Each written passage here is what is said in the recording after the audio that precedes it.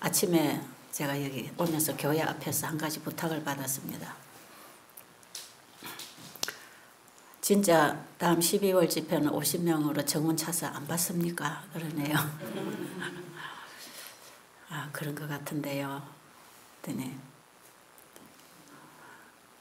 그래 해도 또 더 받아갖고 마루에 자는 거 아니냐고. 근데 안 한다 해놓고 다음에 와서 또 마루에 자면 집사님 거짓말 하는 거라고. 또 공갈을 하면 엄포를 딱 주네요. 근데 문제는 뭐냐. 오늘 50명 이상 더 와도 된다고 광고를 좀 하래요.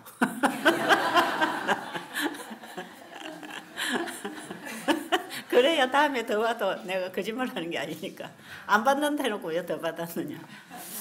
이번에도 뭐 미리 한 2명 갔지만 그 사람은 초신자가 돼서 갔지. 이거 지금 진지하게 말씀 받는 사람들은 지금 마루에 자도 너무 좋아하는데 그냥 이대로 마루에 와서 자도 되지 않느냐.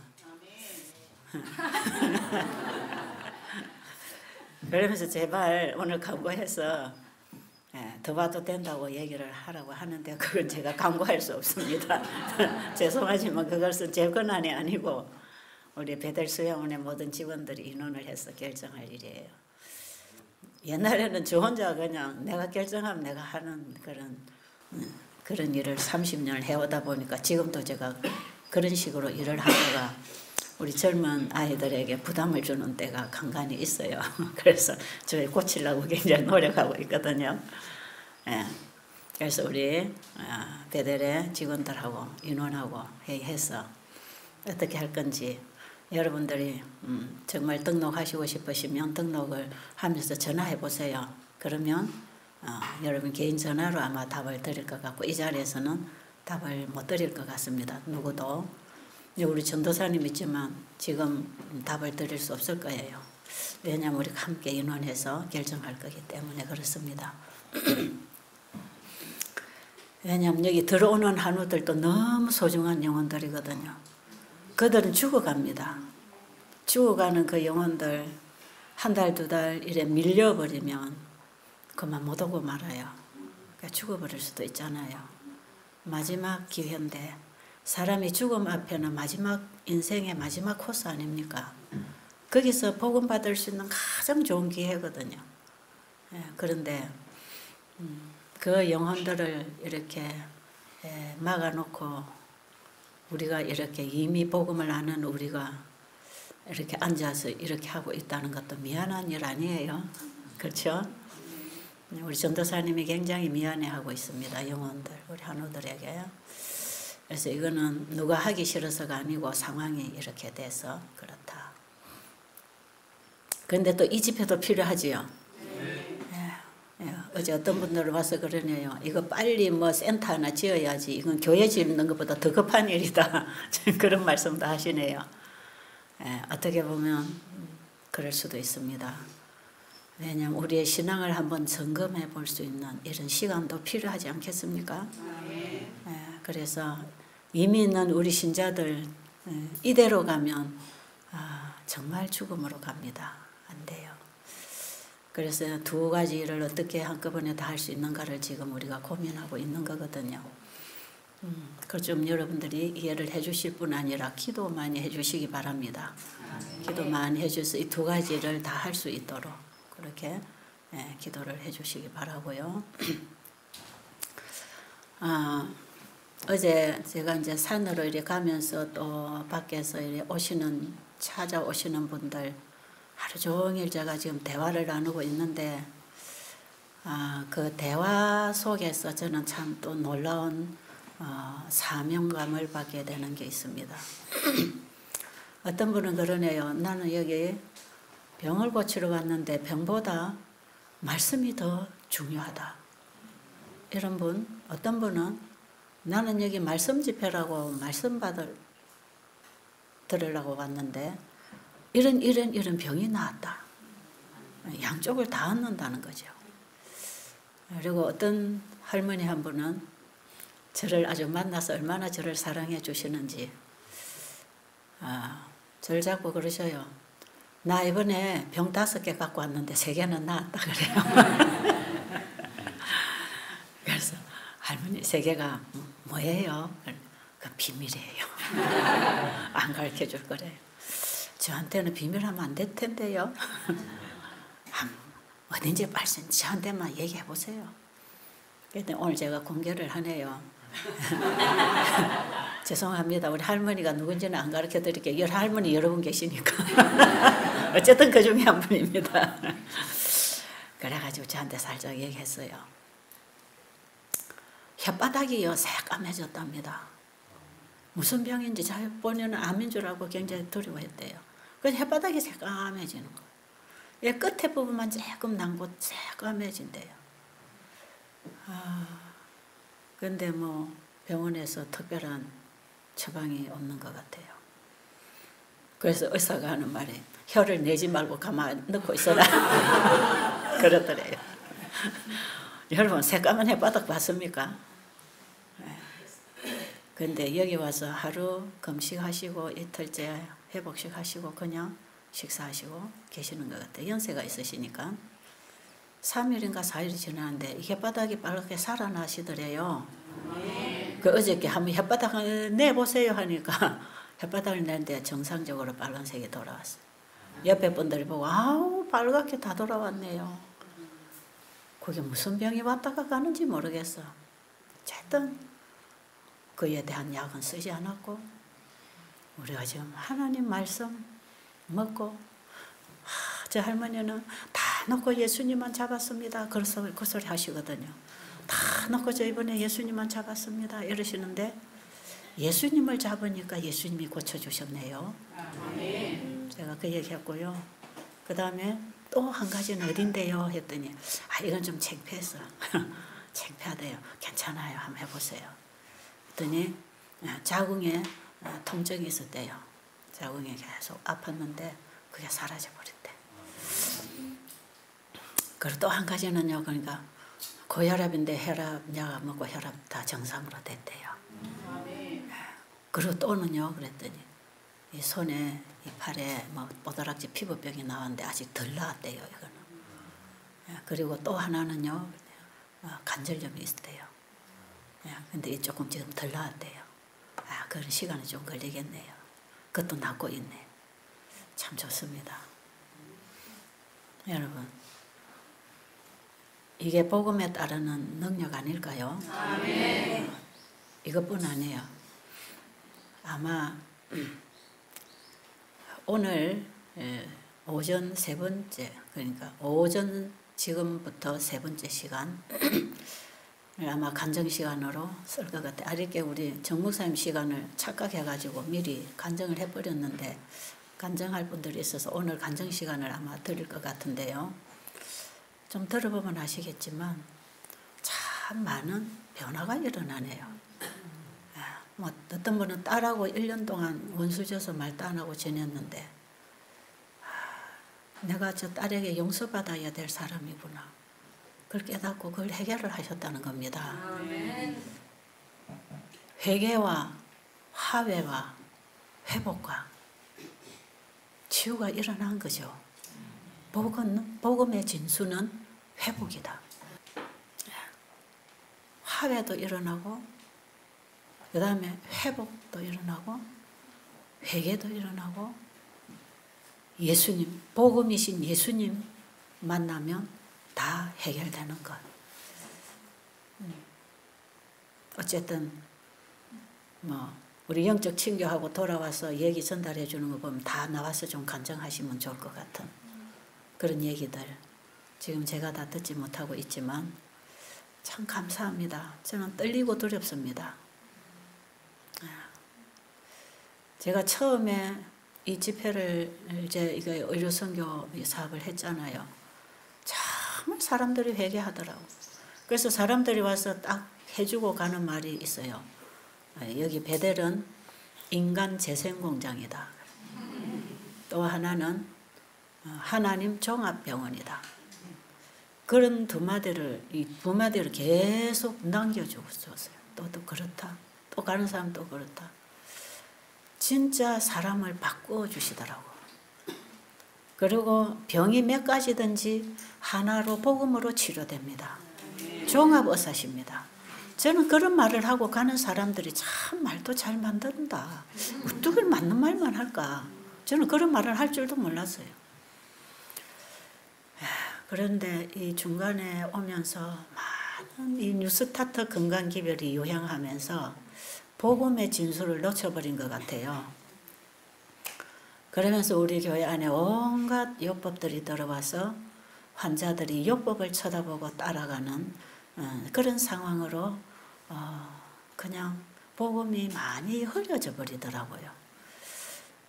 그래서 참 제가 늘 마음이 아팠고 이들이 복음을 만나야 죽어도 사는데 복음 없이 건강 좀 회복해가지고 더 죄의 종으로 오래 살아라고 봉사하는 게 이게 의료 선교 사업이 아닌데 왜 근본적인 치유 방법은 뒤로 해놓고 일시적인 요법만 가지고 사람들을 저렇게 엉뚱한 방향으로 끌고 갈까?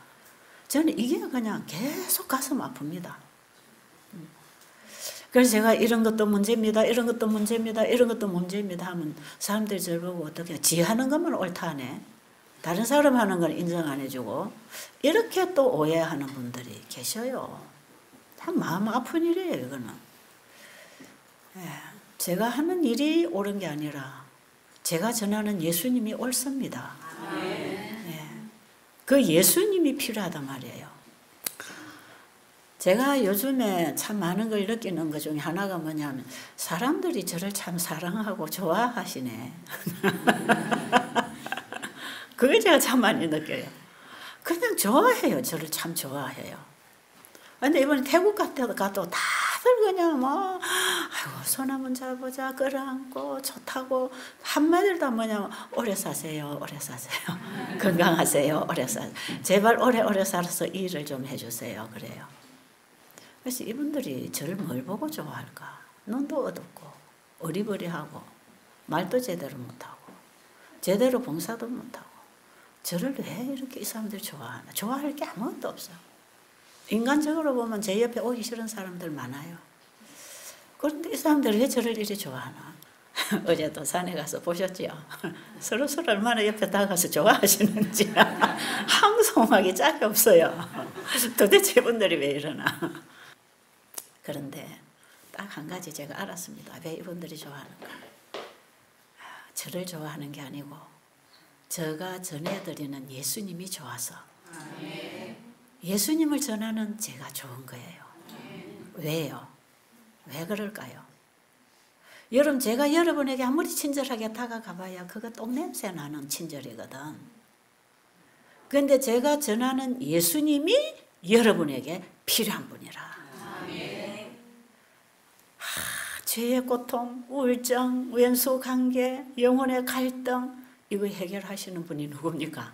예수님이야. 예수님. 예수님을 전해드리니까 이게 해결이 되는 거라. 병이 낫는다고, 우울증이 치료가 된다고, 구원의 확신이 온다고, 진리가 깨달아진다고. 그냥 빛이 반짝반짝 가슴에 일어나니까 그 통로가 된 저를 좋아하지요. 결국 그들은 누구를 좋아하는 겁니까? 예수님이 그들에게 필요했던 것입니다. 예수님이 필요했어요. 그리고 우리 모두에게는 예수님이 필요하단 말이에요. 건강식을 해먹어라, 녹즙을 갈아 먹어라, 부항을 떠줘라, 마사지를 해서 친절하게 봉사를 해라. 그거는요 일시적인 것입니다. 제발 아시겠습니까? 그거는 일시적인 것입니다.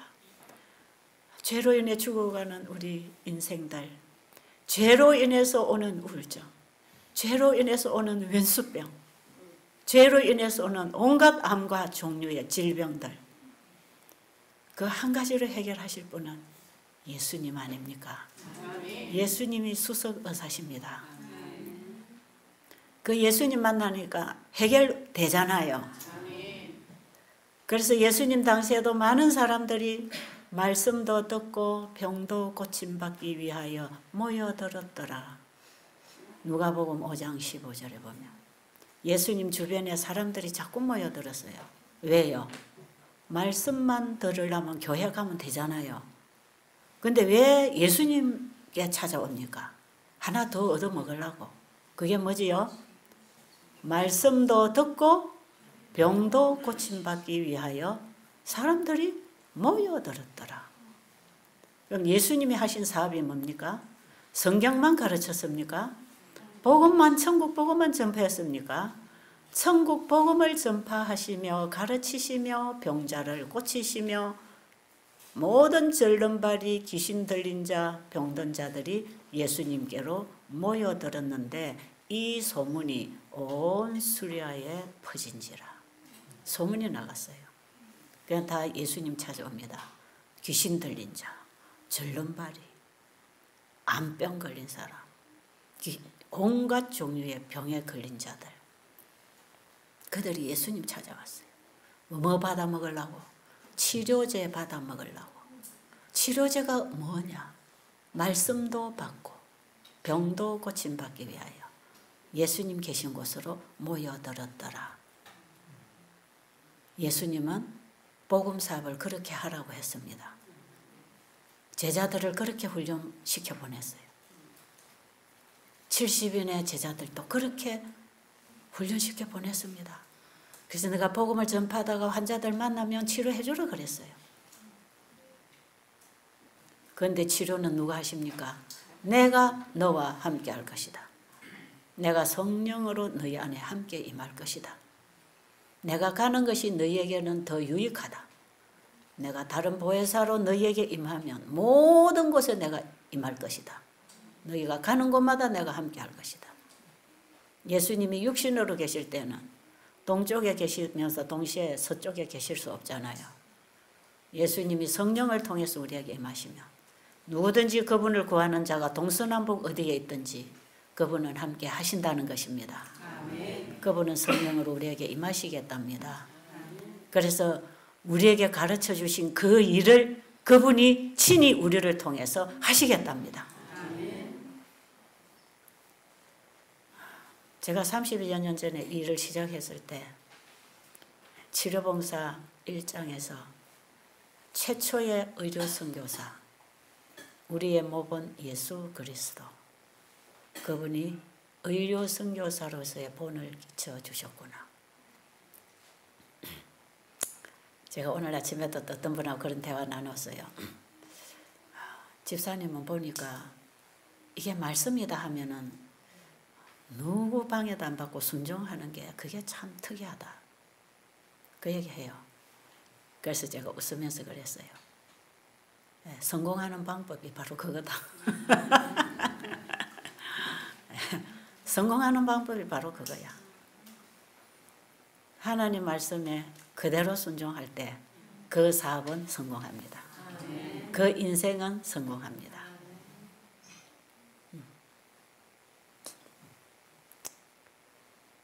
아무것도 모르는 시골 아줌마가 이쯤 돼서 뭐 성공한 거 아닙니까? 맞나요? 이게 자기 자랑 같이 생각되십니까? 이걸 자기를 높인다고 생각하세요? 아닙니다. 우리 예수님 높이는 것입니다. 여기 내 백성 좀 봐라. 저 아무것도 모르는 저 어리버리한 저 채집사 저 여자가 요 지금 말하는 거 들어봐라. 저 어떻게 시골 아줌마가 하는 말이냐.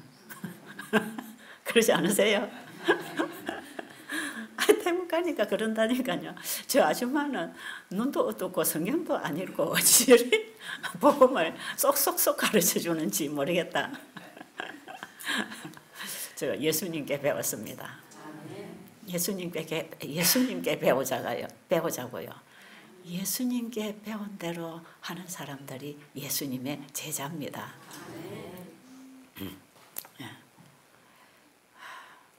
예수님의 제자가 된다는 것은요, 예수님이 하신 행동을 따라 하든지 예수님이 하신 말씀을 따라 전하는 그런 의미가 아닙니다.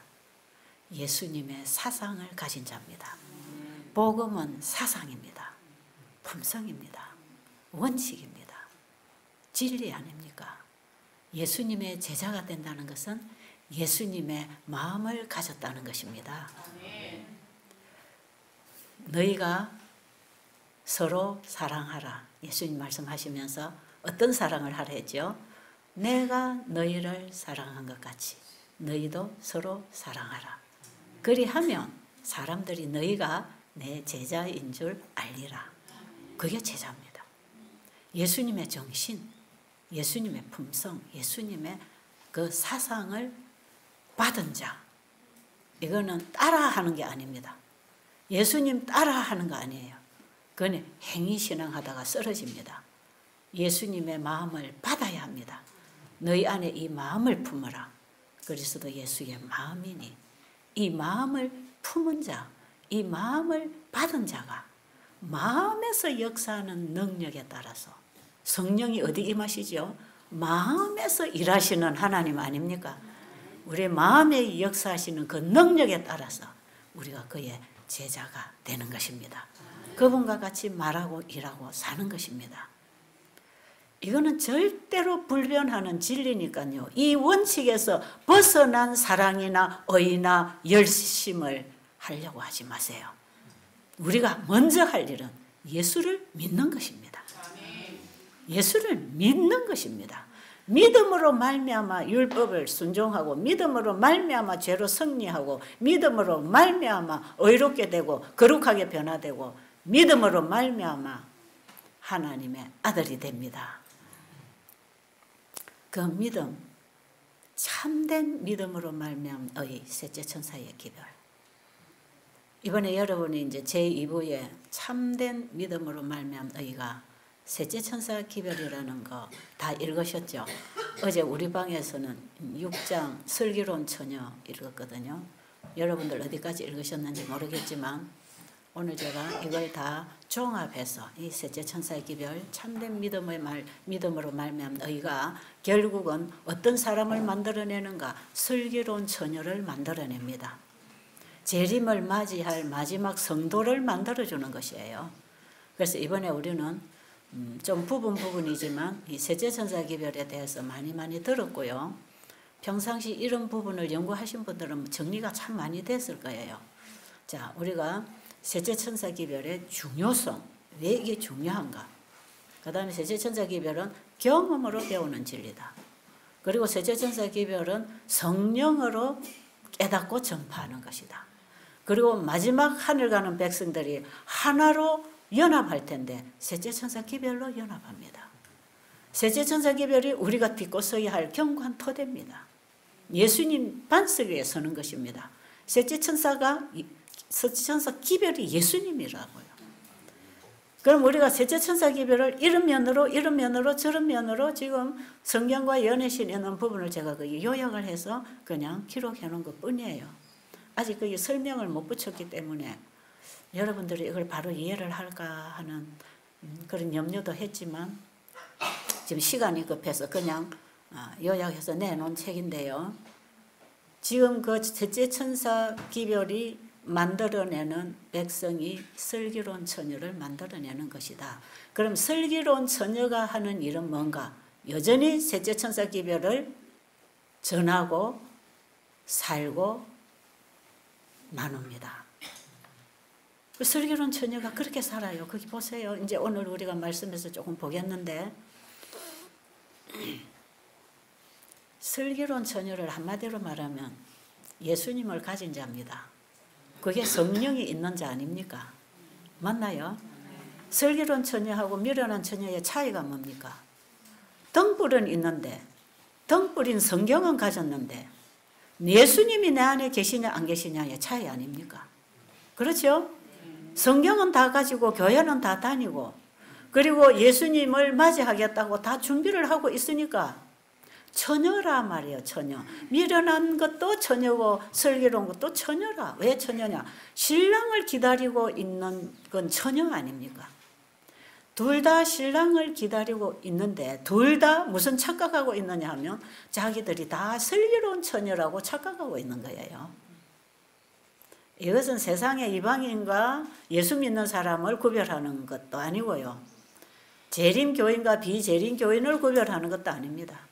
세상이나 세상 밖에나 교회 안에나 교회 밖에나 재림교회 안이나 밖이나 간에 슬기로운 처녀가 있고 미련한 처녀가 있습니다. 재림교회 안에만 딱 앉아 있으면 다 슬기로운 처녀라고 착각하시는 분들은 오늘 그 말씀을 통해서 여러분 상태를 좀 보게 되시기를 바라고요. 결국 구별은 뭔가 내 안에 성령이 있느냐 하는 것은 지금 이 시대는 내 안에 예수님이 성령으로 임하시는 시대이기 때문에 내 안에 예수님이 계시는가? 그럼 이것을 어떻게 확인하는가? 내가 예수님을 붙잡기 위해서 다른 걸 다 놨는가? 여러분에게 가장 소중한 분이 오직 예수님 그분인가? 아니면 이것도 잡고 이것도 잡고 저것도 잡고 저것도 잡고 예수님도 잡고 있는가? 그리고 내 안에 예수님이 진정으로 계셔서 예수의 마음을 가졌다면 사람을 보는 시각이나 분별력이나 이 세상을 보는 가치관이나 인생관이나 이 모든 것을 하나님이 보시는 것처럼 보게 되어 있습니다. 내 안에 예수님이 정말 계신다면 이 세상을 보는 마음 자세가 다릅니다. 살아있는 것 같으나 다 죽은 자다. 그들이 밥 먹고 있지만 영생하는 양식이 없어 다 굶어 죽어가고 있다. 그들이 건강하고 잘났다고 떵떵거리고 있지만 그들은 다 죄의 병이 들어서 죽어가고 있다. 이렇게 보이는 것입니다. 그리고 나를 괴롭히는 어떤 원수가 나타날 때에 저 사람이 잘못된 게 아니라 저 사람 속에 역사하는 죄가 저 사람을 저렇게 끌고 다니는구나. 예수님은 그렇게 보셨잖아요. 예수님은 자기를 못 박아 죽이는 사람을 위해서 그들이 하는 일을 그들이 알지 못하나이다. 용서해 주세요. 그게 무슨 마음이에요? 예수님은 우리 인간의 상태를 아신단 말이에요. 우리가 다 죄인이라는 거 안단 말이에요. 이 지구의 아담의 후손으로 태어난 모든 인간은 다 죄의 종이 되어서 하는 짓이 죄밖에 없다는 걸 안단 말이에요. 그러니까 예수님을 못 박아 죽이고 뺨을 맞고 옷이 벗겨지고 채찍에 맞으시고 그 무거운 십자가를 지고 예수님 피 흘리다가 쓰러지시고 이렇게 하시면서도 그들이 밉지 않단 말이에요. 왜요? 그들이 하는 일은 그들이 하는 게 아니고 죄가 하는 거다. 저들이 사단의 도구가 되어서 사단의 종으로서 저 나쁜 짓을 하면서 얼마나 고통스러울까. 그들을 동정하셨단 말이에요. 그들을 처근히 여기셨단 말이에요. 그게 뭡니까? 예수님의 마음이에요. 그럼 예수님은 이 세상 사람을 어떻게 보셨나요? 그럴 수밖에 없는 상태에 있는 그들을 이미 아시고 이해하시고 죄의 희생물이 되어 고통을 당하고 있는 그들을 보면서 불쌍히 여기시고 긍휼히 여기시고 동정심을 가지고 그들을 구원하기 위하여 십자가에 대신 죽어주셨다 이 말이에요. 그게 예수님의 마음이네요. 그럼 내 안에 예수님이 임하셨다. 예수님이 내 마음의 주인으로 영접되고 나는 없어졌다. 성령이 내 안에 임했다면 어떤 마음이 생길까요? 그런 마음이 생긴다는 것입니다. 여러분 아직 우리가 여기까지 안 갔다면 우리가 그 표대를 향해서 절대로 후퇴하면 안 됩니다. 그 지점까지 가야 합니다. 그 지점까지요. 그래서 내가 봉사 좀 했다고 나는 좀 됐다. 나는 이렇게 말씀 좀 깨달았으니까 나는 당신보다 좀 많이 알아. 나는 건강개혁했으니까 나는 신앙이 좋아. 난 순종하고 있어. 이런 거 절대로 착각하지 마세요. 아직 되었다 하는 자는 아무도 없습니다. 되었다 하는 자는 언제든지 넘어질 수 있습니다. 그래서 여러분 제발 부탁드리는데요. 여러분 이 집회에 은혜 받고 감동받고 많이 배우고 집에 가서 또 공부하셔서 또 깨달을 겁니다. 교회 가서 연약한 영혼들 보실 때 절대로 비판이나 정죄하거나 여러분 안에서 저 사람보다는 나는 좀 낫다고 하는 생각을 가진다면 그거는 사단이 주는 교만입니다. 사단은 얼마나 악랄한지요. 수만 가지 방법을 가지고 와서 우리를 무너뜨립니다. 우리가 선행을 하고 뭔가 좀 좋은 일을 했잖아요. 그 했는 거 가지고 교만하게 만든단 말이에요. 상대방이 나를 뺨을 쳐도 헤헤 이쪽에 때려줘. 오늘 내가 승리했구나. 그 교만을 가지게 합니다. 아십니까? 승리했다고 자만하지 마세요. 제가 늘 얘기하지만 저는 이 30년 동안 봉사라는 걸 해오면서 철저하게 내가 이기적이라는 걸 배웠습니다. 처절하게. 봉사를 하면 할수록 내 이기심을 봅니다. 남에게 나눠주면서 내 이기심을 보죠. 죄를 봅니다. 근데 왜 하나님이 나에게 이런 일을 하라고 하셨을까? 네 상태를 보라고 지금 공부시키는 거야. 지금 아멘 하시는 분 굉장히 중요한 부분에 아멘 하신 거예요. 네 상태가 뭔지를 그걸 가르쳐주고 너는 처절하게 예수님 아니면 희망 없다는 거 그거 가르쳐 주려고 내가 너에게 이런 일을 하라고 한다. 그래서 우리에게 봉사하라, 사랑하라, 의료 선교 사업을 해라. 우리에게 일을 시키십니다. 우리 주변의 어려운 자들을 보면서 내가 과연 예수님의 마음으로 하고 있는가? 아니면 내가 성경 공부해갖고 좀 착하게 믿음 좋은 일 하고 살라고 이렇게 하고 있는가? 그걸 철저하게 우리의 마음을 살피도록 해주신다 이 말이에요. 정말 저는 30년 동안 이곳에서 저는 정말 예수님 공부했습니다. 저는 이제 베델은 제 학교입니다. 이제 조금 배워서 조금 이제 성숙한 그리스도인으로 좀 살고 싶은 그런 갈망이 있습니다. 조금씩 배워서 지금 제 상태에서 가장 지금 제가 보고 있는 것은 나는 철저하게 죄인이구나. 0.1%도 나의 의는 구원을 받을 수 없는 거구나. 100% 예수님 은혜로 구원받는 것입니다. 순종하는 비결, 순종하는 것이 성공의 비결이다. 제가 그런 말씀 하고는 있지만 제 자신을 바라보면 만약에 내가 순종을 했다면 그때 그는 주님의 역사의 결과입니다. 그래도 아직 저는 성숙하지 못했습니다. 또 저지릅니다. 또 실수하고요. 또 버럭합니다. 그러나 그런 내 모습을 보면서 저는 좌절하지는 않습니다. 희망을 가집니다. 아직도 은혜 받을 만한 때요. 아직도 지성소의 사역에 내가 미치지 못해서 죄 도말이 이루어지지 않았구나. 그쪽을 향해서 다름질 치고 있는 것입니다. 여러분 실족하지 마세요. 그래서 저는 거듭나는 경험을 했다고 막 간증하고 신앙 고백한 사람들이 가차없이 넘어지는 걸 보면서 그 사람들이 막 힘이 빠져가지고 나는 안 돼요. 나는 틀렸어요. 나는 이제 안 되는 사람이에요. 그러고 와서 자기 신앙을 포기하는 사람이 있어요. 절대로 그렇지 마시라고. 나도 그렇다. 나도 그런데 나 절대로 포기 안 한다.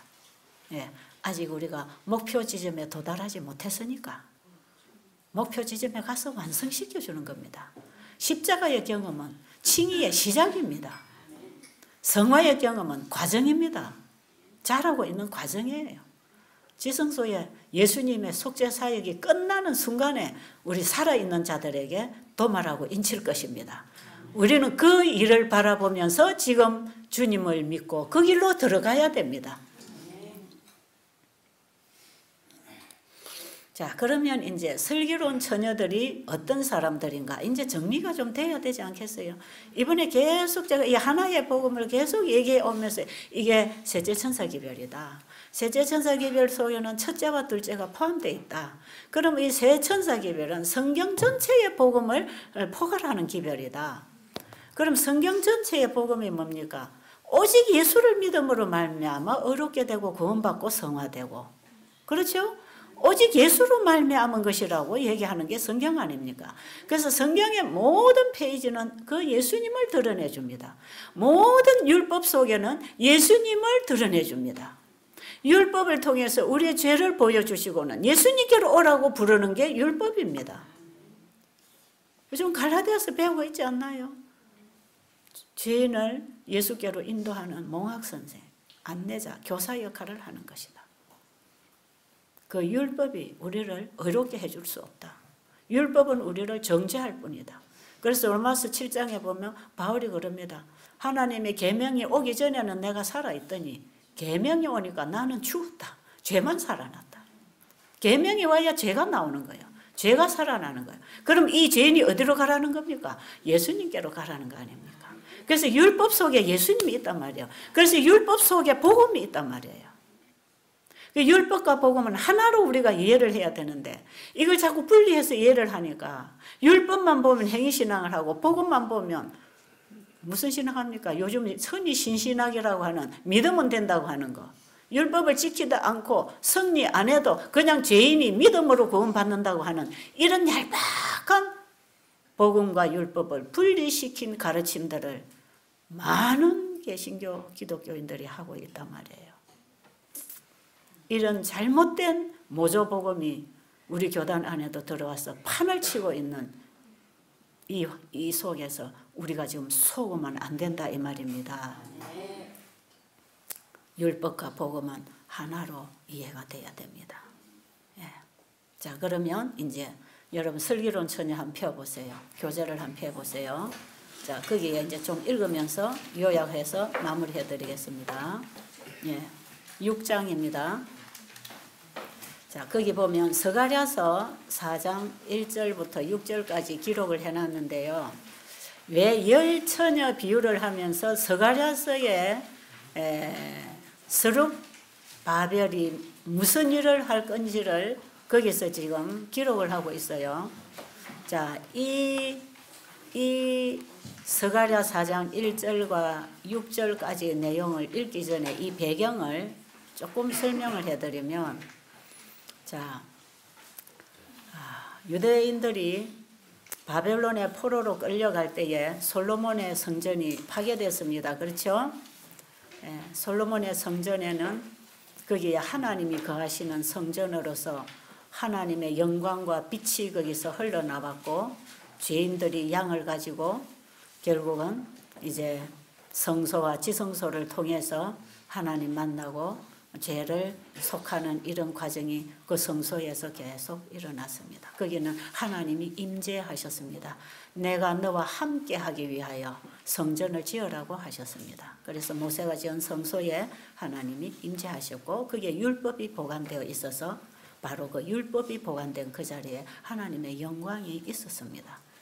그런데 그들이 하나님의 율법을 거절하고 범하면서 결국 이방인의 밥이 되어서 바벨론으로 끌려갈 때 성전이 다 파괴됐어요. 그런데 70년의 포로 생활 끝에 다시 회복할 예언을 주셨고 그 때가 되자 다니엘은 회복시켜달라는 열렬한 금식기도 회개기도를 하면서 다시 성전을 재건하는 일이 일어나는데 그 성전을 재건하는데 하나님이 쓰신 사람이 스룹바벨입니다. 그래서 다시 재건한 성전을 스룹바벨 성전이라고 합니다. 그런데 이 성전을 짓는 과정을 보면 사람의 힘으로는 지을 수 없었습니다. 여기는 정말 여기는 하나님이 함께 하셨습니다. 그 성전이 지어진 것을 우리는 지금 스가랴서에서도 볼 수 있지만 어디서 볼 수 있냐면 선지자와 왕에서 여러분들이 읽을 수 있습니다. 지금 가시면 공부하세요. 자, 그런데 스룹바벨 성전이 완성이 됐습니다. 그런데 거기에는 솔로몬의 성전처럼 빛과 하나님의 빛과 임재가 없었습니다. 그 성전에는 누가 오셔야 빛이 되고 영광이 되었냐면 예수님이 오셔야 할 성전이었습니다. 그래서 예수님이 그 성전에 오셨습니다. 예수님이 와 보시니까 이상한 짓들을 하고 있는 겁니다. 그래서 예수님이 성전 정결 사업을 2번씩 하십니다. 그러나 예수님은 그 성전의 주인으로 오셨지만 주인이신 예수님은 몰아내고 십자가에 죽여서 성전의 주인이 죽었습니다. 양을 잡아 제사 드리는 의미는 그때부터 없었습니다. 근데 쓸데없는 양만 가지고 맨날 성전에 가서 하나님 믿는다고 했지만 그들에게 성소 진리를 통해서 보내주시겠다고 약속하신 예수 그리스도는 십자가에 못 박아 죽으셨습니다. 그 예수님은 지금 어떤 성전에 이제 임하기를 원하십니까? 그분이 부활하시고 하늘에 올라가시고 지금 그분은 우리 마음 성전에 임하시기를 원하십니다. 지금은 그 예수님이 우리 마음 성전에 임하시는 때입니다. 지금은 성령 시대입니다. 예수님이 성령을 통해서 우리 마음에 임하시려고 하는데 우리 마음에 임하시는 예수님을 혹시 여러분은 쫓아내고 죽이고 못 박지 않습니까? 우리 마음에 예수님 좌정하셨습니까? 이 성전에서 예수님을 몰아낸 사람은 하나님 백성으로 회복할 수 없습니다. 마지막입니다. 이제 마지막 단계. 구속의 마지막 단계. 우리의 마음에 예수님이 영접되어 있는 사람이 슬기로운 처녀입니다. 이런 사람들이 성령의 기름을 가졌다는 것입니다. 여기 보니까 거기 보니 스가랴서 1장 지금 잠깐 좀 읽어주실래요? 스가랴서 4장 1절부터 내게 말하던 천사가 다시 와서 나를 깨우니 마치 자는 사람이 깨우림 같더라. 그가 내게 묻되 네가 무엇을 보느냐? 내가 대답하되 내가 보니 순금 등대가 있는데 그 꼭대기에 주발 같은 것이 자 보세요. 순금 등대가 있어요. 그 꼭대기에 주발이 있어요. 또 그 등대에 7 등잔이 있으며 그 등대 꼭대기 등잔에는 7 관이 있고 그 등대 곁에 2 감람나무가 있는데 이제 그림이 좀 그려지십니까? 두 감람나무로부터 등잔으로 기름이 들어옵니다. 그죠? 등잔으로부터 기름을 받은 등대에서 불이 비치기 시작하지요. 그러면 이 두 감람나무는 뭡니까? 두 감람나무는 각시대 대쟁투 11장입니까? 그 프랑스 혁명장에 보면 거기에 화이부인이 두 감람나무는 구약과 신약이라고 얘기합니다. 자 그러면 이 촛불, 불을 밝히는 이 슬기로운 처녀를 얘기할 때 불을 등잔에 기름이 들어와서 불을 밝힌다고 할 때에 결국은 빛은 누구를 통해 나갈 겁니까? 지금 슬기로운 처녀들이 빛을 비추고 있다는 것입니다. 미련한 처녀는 빛이 없어요. 성경은 가졌는데 불을 못 밝혀요. 왜요? 기름이 없으니까. 그러니까 기름이 어디로부터 와야 돼요? 성경으로부터 기름이 주발로 들어와서 주발에서 또 촛대로 옮겨져 촛대에서 불을 밝히는데 슬기로운 처녀들은 하나님의 말씀에서 예수님을 영접하고 성령으로 충만한 사람을 말합니다. 성령을 받은 사람, 예수님을 진짜로 영접한 사람. 예수님이 내 안에 계시면 예수님의 의가 드러나겠습니까? 이게 이제 이사야 58장에서 이사야 58장 1절부터 5절로는 그들의 죄는 형식적이고 위선적이고 행위적이라는 것을 경고하는 거 아닙니까? 네가 날마다 아버지 앞에 나와서 기도하지만 네 속으로는 남을 치고 주먹으로 치고 온갖 일을 시키고 네 멋대로 하고 있지 않느냐. 그게 행위적인 신앙을 통해서 내 안에 예수님이 없다는 것이고요. 6절부터 보면 참된 금식을 통해서 내가 그리스도 앞에서 죽고 그리스도가 내 안에 성령으로 사랑의 영으로 내 안에 임하시면 줄인 자에게 먹이고 입히고 봉사한다 그랬죠. 이것이 빛이 된다 그랬습니다. 네 치료가 급속할 것이며 네 의가 네 앞에 행하고 여호와의 영광이 내 뒤에 호위하리니 네가 부를 때에 나 여호와가 여기 있다 하리라. 바로바로 하늘과 땅이 연결되죠. 이게 첫째 천사 기별에서 하나님을 두려워하며 그에게 영광을 돌리라고 하는 이 세 천사 기별로 전부 다 연결되는 게 지금 여기에 슬기로운 처녀하고 참이 하나의 복음입니다. 지금. 자, 그럼 이 슬기로운 처녀들이 결국 뭘 가졌습니까? 기름을 가졌다는 것은 예수님을 영접한 사람들입니다. 반석에 떨어져서 나는 죽고 예수님이 내 안에 임하는 경험을 한 사람들. 이 사람들은 정말 예수님 안에 있는 사랑의 검기름으로 이웃에게 빛을 비추는 사람들입니다. 자, 그 다음에 읽어보실래요? 그 표시해놓은 1번, 2번 읽으세요. 미련한 처녀로 대표된 계급은 외식하는 자들이 아니다. 그들은 진리를 존중히 여기고 진리를 옹호해왔으며 또 진리를 믿는 사람들에게 매혹되었다. 그러나 저희는 성령의 역사에 순종하지 않았다. 네, 이게 차이입니다. 하나님 말씀을 듣고 깨닫고 좋아하고 감동받고 은혜 나누고 이런 것도 한답니다. 미련한 처녀도. 그러니까 교회 안에 자기 나름 신실하다고 생각하니까 나는 설계로 나는 처녀라고 예수님 재림을 기다리고 있는 거 아닙니까? 처녀라고 할 때는 예수님을 기다리는 사람을 대표한단 말이에요. 그런데 순결하느냐 미련하느냐 그 차이거든요. 자, 그러면 미련한 처녀들도 성경 공부 열심히 하고 열심히 전도하고 열심히 뭔가를 하고 있답니다. 그러니 속기가 쉽단 말이에요. 그런데 뭘 안 했느냐?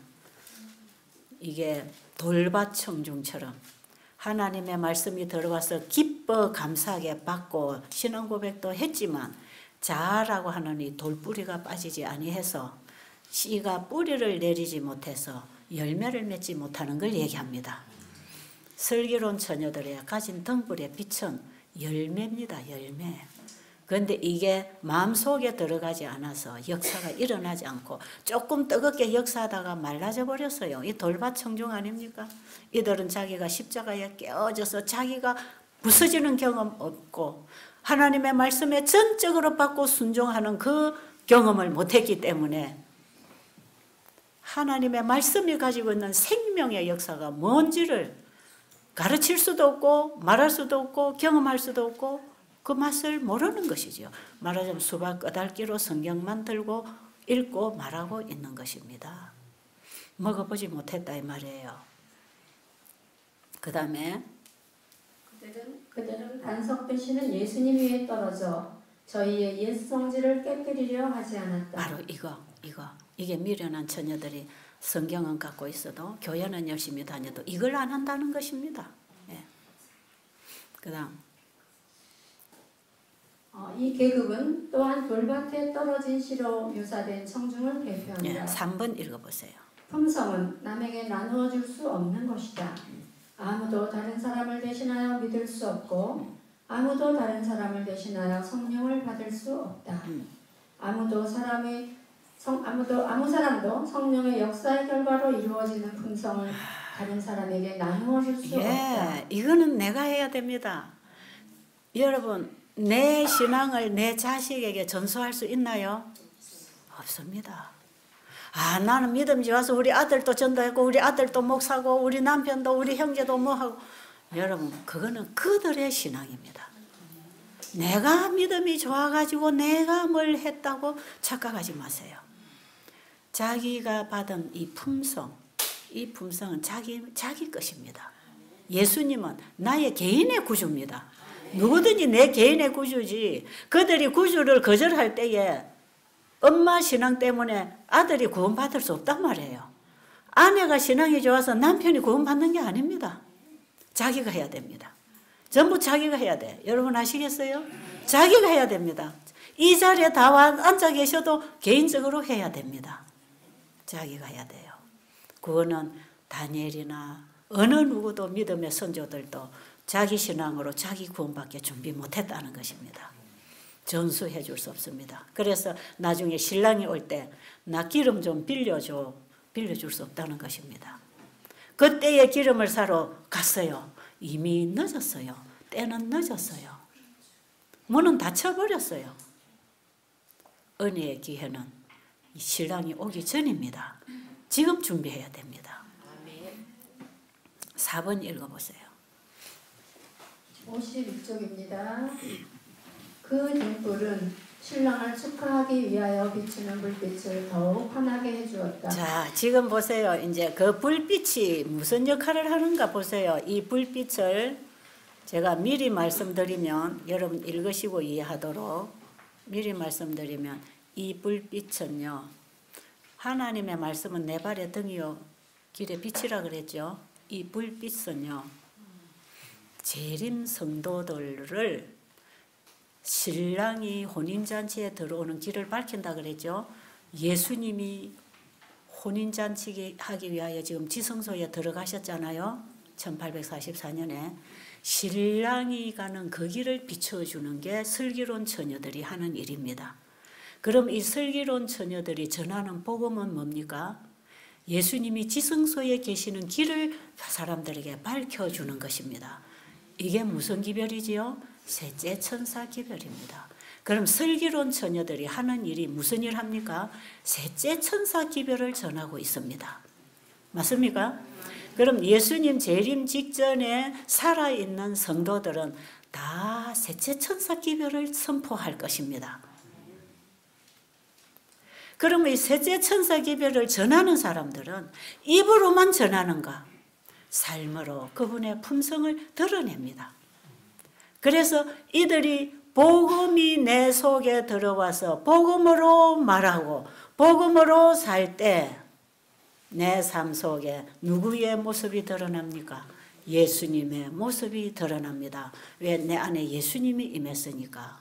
이사야 58장 6절로 보니까 우리가 참된 금식을 통해서 예수님이 들어오시니까 예수님이 행하신 그 일을 행하고 있지 않습니까? 그게 배고픈 자 먹이고 병든 자 돌아보는 이런 의료 선교하는 일이 일어난다 이 말이에요. 그래서 이 의료 선교 이 일은 병만 고치는 게 아니라 가난한 자, 배고픈 자, 외로운 자, 죄인들을 예수님께로 인도하는 복음을 전하는 사람들이라. 그러니까 셋째 천사 기별을 가지고 사람들로 하여금 신랑이 계시는 지성소로 들어가자고 셋째 천사 기별을 외치는 이들의 삶 속에서는 의료 선교 사업이 이루어지고 있는 것입니다. 그게 빛입니다. 그게 빛이에요. 이게 어두운 데 비치는 빛입니다. 이게 하나님의 영광의 빛입니다. 그러니까 목회 분야, 교육 분야, 무슨 분야 다 끝날지라도 의료 선교 사업은 마지막까지 남게 될 것이다. 마지막까지 이 땅에 하나님의 백성으로 남는 사람이 누굽니까? 바로 셋째 천사 기별을 전하는 사람들입니다. 셋째 천사 기별을 가지고 있는 자들은 반드시 팔의 역할을 하는 일을 하는데 팔이 몸을 위해서 일하잖아요. 의료 선교사 활동을 합니다. 이제 정리가 좀 되나요? 이번에 셋째 천사 기별이 의료 선교 사업과 한 몸이라고 하는 것, 셋째 천사 기별은 예수를 믿음으로 말미암아 의라는 것, 그 다음에 성령은 우리에게 말씀으로 예수님이 오늘날 우리에게 성령으로 임하신다는 것. 그래서 예수님 재림 직전의 성전은 보이는 성전이 아니고 솔로몬의 성전도 아니고 스룹바벨이 지은 성전도 아니고 마음의 성전. 내가 성전이 됩니다. 내가 성전이고 내 성전에 예수님을 영접해 드리는 게 성전 회복입니다. 이게 품성 회복입니다. 이게 율법 회복입니다. 성전 지성소에 율법이 보관된 것처럼 우리 마음 지성소에 하나님의 율법이 기록되어야 됩니다. 그래서 예수 그리스도를 믿음으로 말미암는 의인은 철저하게 하나님의 율법에 순종함으로 거룩한 품성을 이룰 것입니다. 저희를 진리로 거룩하게 하옵소서. 아버지의 말씀은 진리니이다. 진리로 거룩하게 되는 백성은 영적으로 지적으로 진리에 굳게 서서 흔들리지 않는 상태가 인맞은 상태입니다. 이들은 어린 양이 어디로 인도하든지 따라가는 남은 무리입니다. 이들은 환란에서 통과합니다. 이들은 짐승의 표 환란을 겪고 일어납니다. 재앙을 겪고 보호를 받고 일어납니다. 지금 앞으로 우리가 갈 길은 그 길입니다. 일월 법령이라고 하는 짐승의 표 누구를 믿느냐 하고 하는 큰 싫은 시험이 우리 앞에 올 것입니다. 이제 우리의 생계방도가 끝날지라도 나는 창조주 하나님을 믿고 그분이 주시는 양식을 먹습니다 하고 창조주를 믿는 신앙만이 마지막에 짐승의 표를 거절할 수 있습니다. 왜? 우리 앞에 생계방도가 다 끊어질 것이기 때문에. 그게 나중에 우리의 목숨까지 노립니다. 사형령이 내립니다. 자기들의 법에 굴복지 아니하면 다 죽이라는 명령이 내릴 것입니다. 에스더 시대에 하만이 했던 그런 일들이 마지막 시대에 다시 일어날 것입니다. 나에게 절하지 않는다고 다 죽이라고 했잖아요. 그 일이 마지막 때 일어납니다. 그런데 지금 우리 앞에 그 일이 다가오고 있지 않습니까? 예수님 재림 전에 분명히 우리는 그 환난을 통과해야 되고 7재앙을 통과해야 되고 그 모든 환난 중에서도 예수님만이 우리의 보호막이 되어서 대군 미가엘이 우리를 전두지휘해 주시도록 우리는 그분 안에 숨어야 합니다. 예수 그리스도가 필요합니다. 이 슬기로운 처녀들은 오직 예수님만 가졌습니다. 예수님 안에서 그분이 주시는 말씀의 빛을 대로 살 뿐 아니라 그분이 계신 곳으로 우리의 마음이 갈 뿐 아니라 그분의 마음하고 내 마음하고 같으니까 지성소 들어갈 거 아닙니까? 그 다음에 백성들로 하여금 예수님을 받아들이고 예수님과 함께 지성소에서 만나러 할 거 아닙니까? 여러분 지성소가 칸이 만들어져 있는 게 아니단 말이에요. 성소 전체가 예수님이십니다. 그래서 예수님은 우리에게 이른비 성령도 되시고 늦은비 성령도 되십니다. 예수님 그분이 우리 안에 임하신답니다. 우리의 마음에 예수님 영접하는 일만 하면 되겠습니다. 그러면 예수님께서 내가 하늘 위로부터 와서 아버지로 인하여 사는 것처럼 나를 믿는 너희도 나로 인하여 살리라. 포도나무 비유에서 나는 포도나무요 너희는 가지니 가지가 나무에 붙으면 무엇이든지 원하는 대로 구하라. 그대로 이루리라. 그 다음에 7절에 보면 내가 너희 안에 너희가 내 안에 내 말이 너희 안에 거하면 무엇이든지 그대로 이루어진다는 것입니다. 이 하나 만들어주는 게 구속의 목적 아닙니까? 그래서 예수님이 겟세마네 동산에서 마지막 최후의 기도를 우리 인류를 위한 속죄의 제물이 되시는 그 의미가 뭔지를 그분이 아시고 그 일이 이루어지기를 마지막 최후의 기도를 요한복음 17장에서 하고 있죠. 지금 지성소에서 하시는 기도가 바로 그 기도입니다. 그게 뭐 하는 것입니까? 창세 전부터 내가 아버지와 하나인 것 같이 저희도 하나가 되기를 원합니다. 여러분, 아버지와 아들과 예수를 믿는 우리를 하나 만들어줍니다. 하나. 이게 화목 제물이 되신 예수님이 우리를 아버지와 하나 만들어줬기 때문에 우리가 하나님의 자식이 됩니다. 그래서 이 땅에서 구원받은 백성들은 우주에 창조된 하나님의 창조한 자녀들 범죄 하나도 안 하고 지금까지 영생을 하고 있는 그 피조물하고 우리하고는 신분이 다릅니다. 시대소망 1장 마지막 부분에 보면 가장 이 지구에서 큰 우주의 오점이 되어 있던 이 지구가 구속을 받게 되면 이전의 상태보다 훨씬 더 나은 위치로 올라간다 그랬어요. 죄가 있는 곳에 은혜가 더해서 우리를 왕의 자손으로 만들어줍니다. 우리를 왕족으로 만들어줍니다. 만왕의 왕이요 만주의 주이신 그분이 자기 형제를 데리고 가실 것입니다. 우리는 하나님의 아들, 딸이 될 것입니다. 그때를 바라본다면 땅의 것이 뭐가 그리 중요하겠습니까? 그 예수님 영접하고 잠든다면 그게 뭐가 그리 억울하겠습니까? 그게 뭐가 그리 슬프겠습니까? 예수님 없이 사는 사람이 불쌍하고 예수님 없이 죽는 사람이 얼마나 불쌍합니까? 그들을 불쌍히 여기는 주님의 마음이 있다면 우리는 그들을 구원하기 위하여 무슨 일인들 못하겠습니까? 저는 그 일에 제 인생 다 바쳤다니까요. 저 요즘 기도하면 딱 한마디입니다. 주님 충성하겠습니다. 충성하겠습니다. 길을 열어주시면 가겠습니다. 하라고 하시면 하겠습니다. 이 죽어가는 영혼들을 어떻게 전도하고 구원하고 이 기별을 전해야 합니까? 그냥 하나님이 앉혀주시고 세워주시고 가라 하면 그냥 충성하겠습니다. 오직 이 일만 하겠습니다. 제 마음이 그렇게 준비되어 있어요.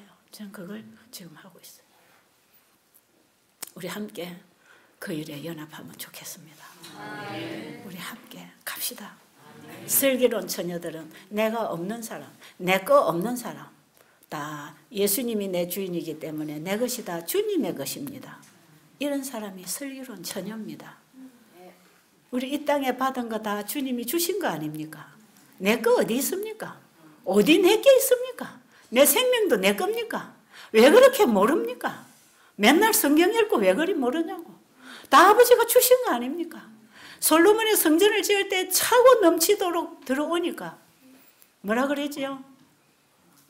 아버지께로 아버지의 손에서 받은 것으로 아버지께 돌려드렸나이다. 우리가 마지막 이 시대의 복음 사업을 위해서 우리가 가진 것이 차고 넘치도록 아버지 앞에 드려져야 될 것입니다. 재정이 없어서 복음 사업을 못하는 일이 절대로 없게 될 것입니다. 그 일에 참여하는 사람들이 같은 마음으로 참여하는 사람들이 슬기로운 처녀가 될 것입니다. 우리 안에 주인은 예수님이기 때문에 예수님 만나면 바로 하나가 되는 것입니다. 내 안에 예수님이 계셨기 때문에 예수님 만나면 생소하지 않습니다. 예수님 만나면 절대로 생소하지 않습니다. 그런데 예수님하고 생소한 사람은 못 만납니다. 내가 너희를 도무지 알지 못한다 그랬잖아. 여러분, 우리 예수님이 필요한 사람들이죠. 오늘부터라도 우리가 그렇게 좀 시작하게 되기를 간절히 바랍니다.